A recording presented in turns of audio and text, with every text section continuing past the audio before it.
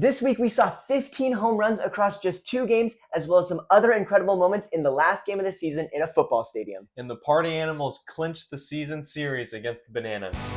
Welcome to the Banana Breakdown Podcast. Whether it's player interviews, weekly breakdowns of the games, or post-game live streams, we love to talk about all things banana. Oh my gosh, those were 2 incredible endings to some games. Yeah, and like I said before, they're in my favorite stadium in the world because, that's my bank. Yeah, so they're in Bank of America Stadium for the, Charlotte? The Carolina Panthers. Carolina Panthers. Yeah. So they're in Charlotte, North Carolina, football stadium. The highest attendance for a banana ball series in history. Just insane. Yeah, so they had 74,000 people there each night, 148,000 across the 2 games. Biggest banana ball series of all time. And yeah, if you're watching the video version, we changed up the standings a little bit. We had a comment that pointed out that we should probably move it based on who's winning for the season, and the Party Animals have been crushing it, so rightfully we put them at the top. Yeah, that's what we like to see here. Party Animals here. 24 wins, 15 losses. Bananas, 18 wins, 20 losses. Tailgaters, 1 win, which was an insane win. But Yes. It hasn't happened again. 4 losses. Firefighters, 0 wins, 4 losses. Like I said at the intro, the Party Animals, with the win on Saturday, have clinched the season series against the Bananas. No matter what happens, they play 3 more games in Grayson Stadium. Doesn't matter.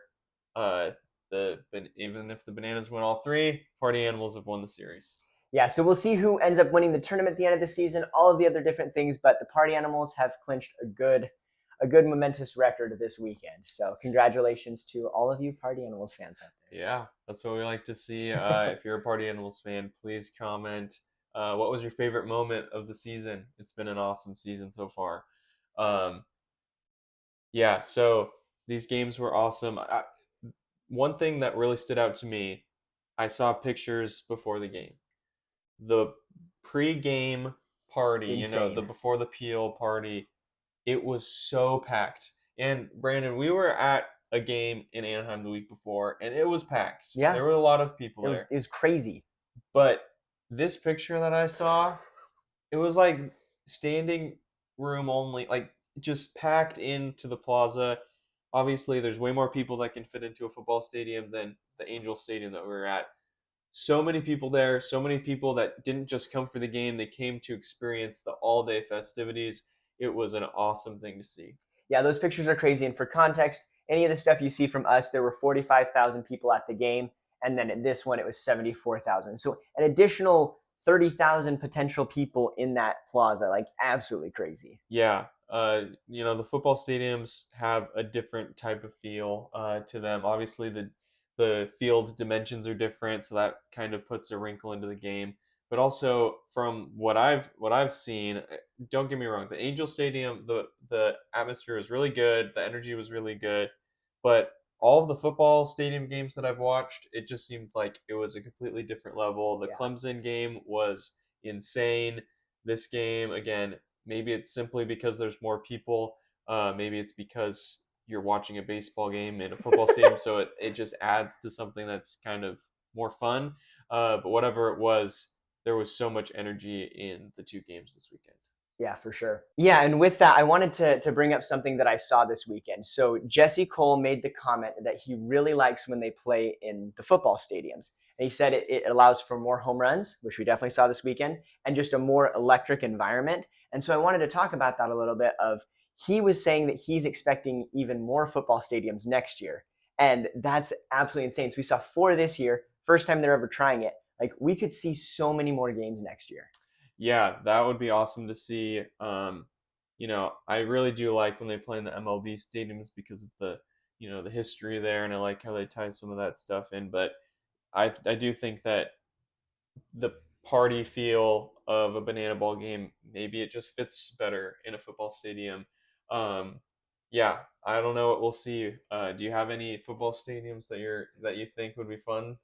None that come to mind. I mean, I'm not a big football fan outside of maybe I think it's the State Farm Stadium here in Arizona. I mean, it's close to us. It'd be easier for us to go. So maybe that one. Indoors too. Yeah.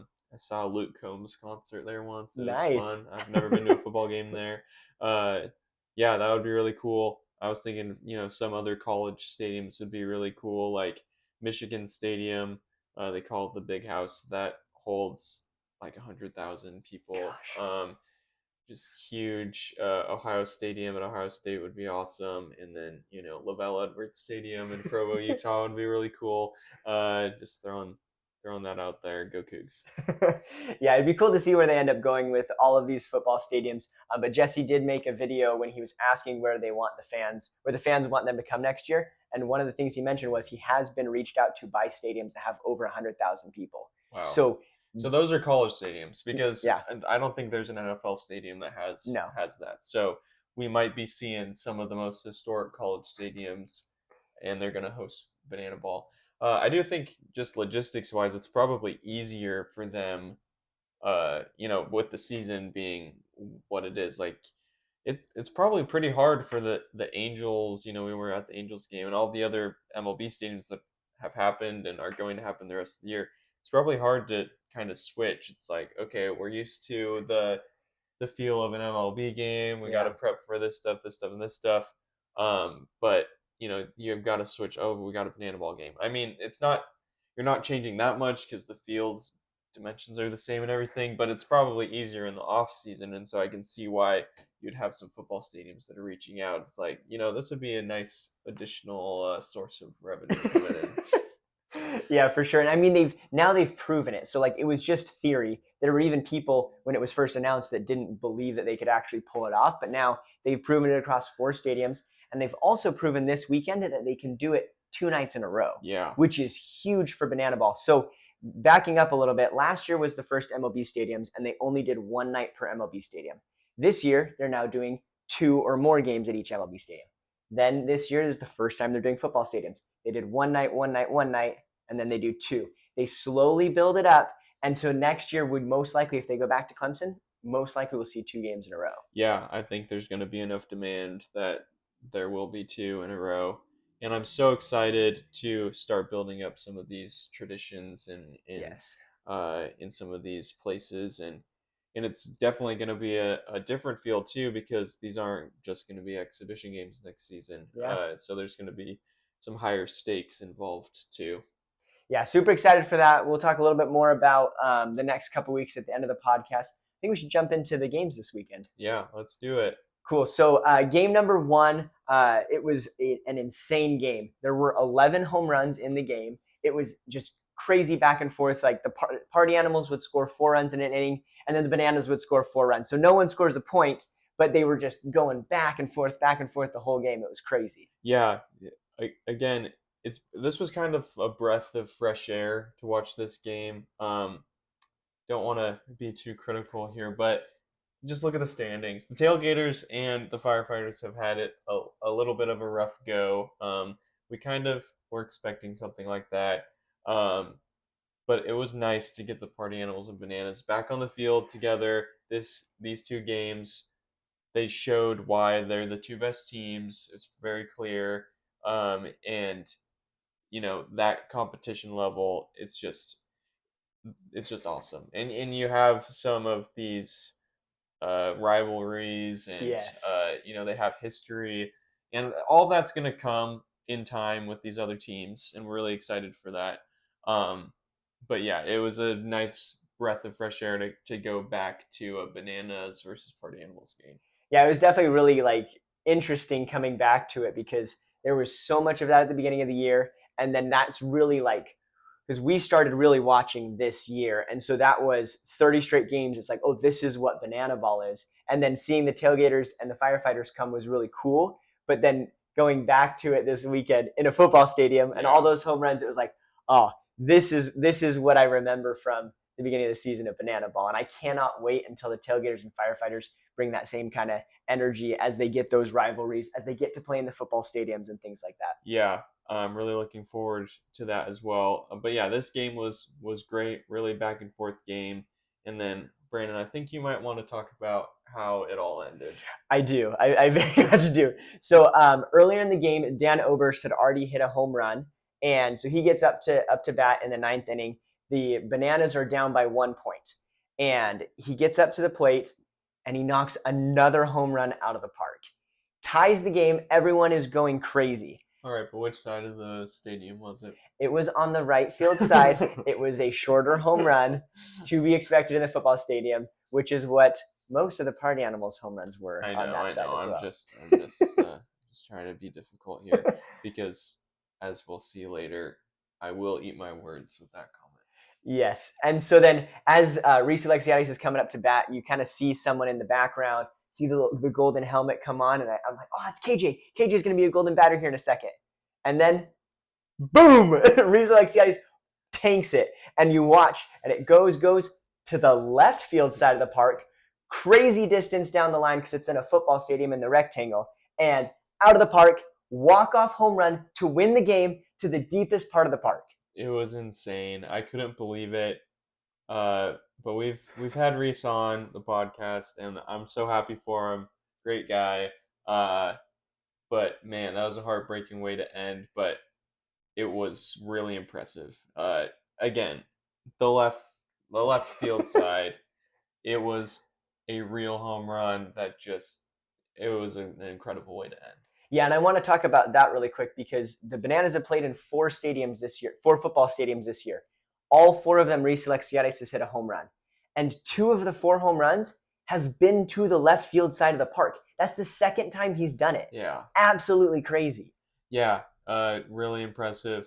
Um, we've done this segment before. We haven't done it, I think, in the past couple podcasts here, but we've done the comment of the week, and I gotta say what the comment You of the do. week was.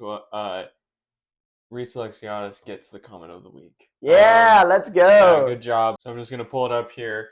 I quote tweeted the home run video, and I tagged Reese, and I said, "This was epic. Happy for you, Reese Alexiadis. Still not gonna wear yellow though."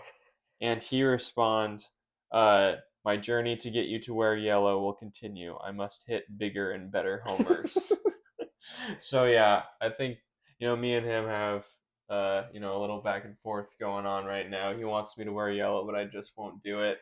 But he says he's gonna hit bigger and better homers. We'll see. I don't know how much better you can get with a walk off in that style, but great job, man. Really happy for you. Yeah, and just to give a little bit of background there, we just went to the Anaheim game, and when we met Reese there, so Sammy's been wearing party animals the whole year, and then he wore a firefighter's jersey there because it was a firefighters game. And Reese was a little disappointed. He's like, dude, come on, you're still not wearing yellow? Of course not. And so that's where the comment that Sammy quoted in his tweet and then Reese responded to. Yeah. So My pure hatred for the Savannah Bananas. Just kidding. I'm just being difficult. But yeah, so we'll see. Reese, we hope you hit some bigger and better home runs. I really want to see this guy in yellow. So please do that for us so we can see that. But yeah, so that was game number 1. The Bananas came back, and it was really refreshing as a Bananas fan being able to see that, where it was, I don't remember the exact stats, but it was somewhere between 8 and 10 of the last games that the party animals just stomped the Bananas. Yeah. All in a row. And so it was like really good of like, hey, they can take a step back, go play against the Firefighters, get a couple wins under their belt, and then come back against the party animals and be able to pull off a win like that. Yeah, it didn't last long though. You don't have to remind me of that. The very next day, Reese Hampton, another Reese, Yes. spelled differently. He had a crazy. So this was his hometown game, hometown series. He's from the area, and he had a crazy 2 games. What was it? How many home runs did he have? Yeah, so he had 3 home runs in game 1, and then he had a 4th in game 2. Yeah, and 4 home runs in 2 games, and he was the hero in game 2. Yes. So Reese Hampton comes up to bat. The party animals are down 2-3 in the 9th inning, and he comes up to bat with 2 people on base, and then he pulls it off. Yeah, he hits a 3-run home run, and all of a sudden they're up, 5-3 at that point, and it was just incredible. It really did look like I wasn't super confident at this point. It really did look like the Bananas were going to close it out, and he just went up there and summoned his hometown powers, and I'm sure he had so many friends and family out there. Just a really incredible moment for him. and he was able to pull off the comeback. They end up getting another run there, go into the bottom of the ninth up 6-3, and Drew Gillespie does this thing and they're able to win. Yeah, so they pulled off the win, but I do want to go back to Reese Hampton's home run there. He hits it, and you hear it on the announcers. They're like, I think it's going to hit off the net. I don't think Yeah, it's going to be a home run. that's right. And it hit the very top of the net and bounced over. So it counted as a home run, but it was this close to being a ground rule single, and then we may not have seen the ending that we saw. That's a really good point. I honestly completely forgot about that because I was just so stoked that he hit the home run. But yeah, I remember hearing that, and yeah, barely over. Yeah, just keep in mind, the right side of the field, way closer, and so you're hitting those line drives that could really hurt someone. So they have that net there, and he was able to clear it to get the home run. Yeah, super crazy, and yeah, there's other stuff that we want to go over in that game, but shout out to Reese Hampton. What an incredible weekend, and deservedly so. He won Showman of the Night for the second game. Yeah, he definitely deserved it. He was able to bring home the W for the Party Animals and clinched the season series. What a crazy way for that to happen. Seriously. Hometown game to come back like that. Great, great, great stuff. Yeah, so a couple things I wanted to talk about here. Just we sometimes like to bring this up. We really love the rules of Banana Ball. We love analyzing. We break down the games, but what I love the most about Banana Ball is, everyone likes different things, but what I love the most is actually the competition and how the rules impact the strategy of the game. Yeah. So there was one thing in here. So every once in a while, I make a note while I'm watching the game of, okay, how would that have been different if this was just a baseball game compared to a regular game? Yep. So I want to bring this up here. So this might not be a moment that many people remember, but I made a note of it because it really changed the way that you play the game. It was the bottom of the second inning. Dalton Ponce is on the mound. It's about to be a 1-2-3 inning. 2 outs. Dustin Baber actually misses a trick play, and a runner gets to first. They put Flash on first base, so he's designated runner. They move him to first base. Again, 2 outs, but the Party Animals didn't score at the top of the second. So again, you win the inning, you get the point. So just kind of throwing some of these rules out there, right? Flash runs and steals second base it was a 2-2 pitch. He steals second base. So now he's in scoring position. 2 outs, and he is willing to risk that, right? Yeah. And now it's a 3-2 pitch, and all of a sudden, Dalton Ponce has all the pressure in the world because if he throws a ball 4 here, it's a ball 4 sprint, and the inning's over because Flash is going to get home. Yep. And so I just found that whole strategy right there really interesting because, yeah, obviously in any baseball game, you want to steal because when you're at second base, you're in scoring position. All baseball is you want to move the runners around. You want to get them in the best possible position to score. You always want to do that. That would happen in a baseball game. But the pressure is different because now it's at this 3-2 pitch. It's no longer, oh, I throw a ball here and runner at second doesn't move. Essentially, he stole the base and the same exact thing happened. If he Yep. wouldn't have stolen the base, it's the same thing because he would have just moved to second. But Flash, by stealing second base there, he put so much pressure on Dalton Ponce that Yeah. would not be there in a regular baseball game. And then he ends up throwing the ball 4 sprint, innings over, and the Bananas won the inning. Yeah, and I think that's something that is really impactful with what we talked to Brett Carson about. So we had Brett Carson on for our podcast, and he was mentioning how when you get in those situations, it can be tempting to kind of think, don't throw a ball, don't throw a ball, don't throw a ball, and then you might end up throwing a ball because that's where you're thinking about. Yeah. And he was saying that he kind of just tries to zone out and be in the moment and take the call from his catcher and throw the ball and just keep moving and not really think about that. And so yeah, by adding that extra pressure, it gets harder and harder to keep those thoughts out. And then in that moment, you can kind of just barely miss and get a ball there. Yeah, and I just keep going back to thinking about how that pressure wouldn't be there in a regular game because again, if you just get a walk, he's at first and Flash is at second, as if Flash never stole the base. And Yeah. he's still at second, he doesn't move. But because of the ball four sprint rule, when someone steals second, it's always important because second base, you're in scoring position. It's always important in a baseball game. But in banana ball, you're in scoring position. A ball four sprint, you score, Yeah. and so it's just a completely different feel. Yeah, and I think just in general, the ball four sprint rule makes the pitchers have to perform at a higher level, because if you give up any sort of walk that would be in traditional baseball, that's a ball four sprint and banana ball, it really does affect the game in a lot of different ways if there's a runner on base. Yeah, And so it really penalizes the pitcher in that instance, and so they have to throw a lot more strikes in that way. So and then that leads to more hits, yes. and the game's just more exciting. So just wanted to have that little segment in there. How the banana ball rules, yeah, they're entertaining, but they also fundamentally change the strategy of the sport.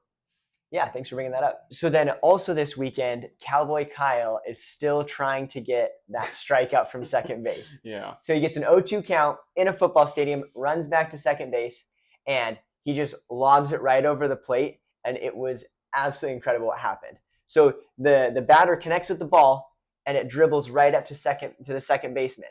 Jackson Olsen, who's at second base, stands back and says, "Go, Kyle, go!"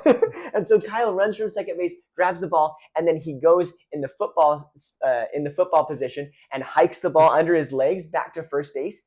And for a second there, I thought that he was safe. It was so close. He barely got there in time, and he got the runner out with the trick play in the second baseman position as the pitcher. It was just such a funny moment to watch. Yeah, hilarious stuff. We're gonna get a strikeout from second base eventually. It's so funny that he keeps trying. I can't wait to see it. And yeah, we'll see. Maybe Drew Gillespie in the next little bit will attempt it again. It's been a lot of Drew Gillespie and showdowns in the ninth inning, just kind of needs to closing doors and making Bananas fans cry. But we'll see if he tries it again soon. Yeah, we'll see. Yeah, he's always in some tough positions there. So yeah, good job, Cowboy Kyle. We want to see it. Keep it up. Yeah, and I just wanted to go really quick into the fact of the week. So we try to look at the facts that are on the players as they're hitting, and one of them that I really liked was Stilts this week. Yeah. And Stilts' fact was he stands out in a crowd, and it's like, yeah, he definitely does. I mean, seeing him in person, like you can find him anywhere. Yeah, definitely. This was really a funny moment because me and Brandon weren't watching the game together. We were watching it two different places, and we were texting each other some notes, and we texted each other that at the exact same time. Like I'm texting it out, and I'm about to hit send, and he sends the exact same thing. Stilts stands out in crowd, and then I click send, and then realize he had just sent it, and then I'm like, wow, wait, that was such a good one. We both thought of it at, we both caught it at the same time and thought it was super good. Yeah, so we definitely like to throw those out there. But if you see any fun facts, definitely leave them in the comments. It's really fun to catch those. For sure. So we just wanted to call out what's going to happen this weekend. It's really exciting because we haven't seen this combination yet, but we're going to have the Texas Tailgaters, the newest team in Banana Ball, come up against the Savannah Bananas this weekend, and I can't wait. Yeah, that's going to be really exciting. Really excited to see Jonathan Looters. Shout out to him. Go watch his interview with us. Take down the Bananas on his unicycle. Yes. And then maybe Brett Carson will do a shutdown against the Bananas too. We'll see. Yeah. Well, we'll see. Yeah, for sure. And then we're also going to see the Party Animals face the Firefighters for the first time this year. Another Party Animals home game, which they have really been thriving on and really enjoying that feel and that vibe. And I'm very interested to see how this goes because right now, just even looking at the standings, we are pitting the current best team completely dominant with a team that is trying to look for their first win. And you've seen it in other sports. It totally could be that the Firefighters just have the Party Animals number and they can just beat them, but then they lose to other teams. But I'm definitely expecting the Party Animals to have a really solid weekend. And I'm really hoping that the Firefighters can at least get some momentum this weekend and start to get some of those jitters out of the way, play in a smaller crowd, see if some of that can help them and kind of get their season kicked off. So we'll see where it goes. Yeah, I'm not gonna lie. I don't see the firefighters being able to win. I'm not just saying that because I'm a Party Animals fan. Firefighters have struggled this year. I really want them to be able to figure some things out and get clicking. But the Party Animals are just a beast that I, it's really hard to stop. The Bananas have to play almost perfectly in the games that they beat the Party Animals. Yeah, so we'll see. The only time that the Texas Tailgaters beat the Party Animals, they had a fan catch the foul ball at the end, which amazing moment for the fans. So if you're going to this game as a firefighter fan, bring your glove, help them out. Let's take down the Party Animals in the same way, and we'll see where it goes. Go Party Animals. Go firefighters!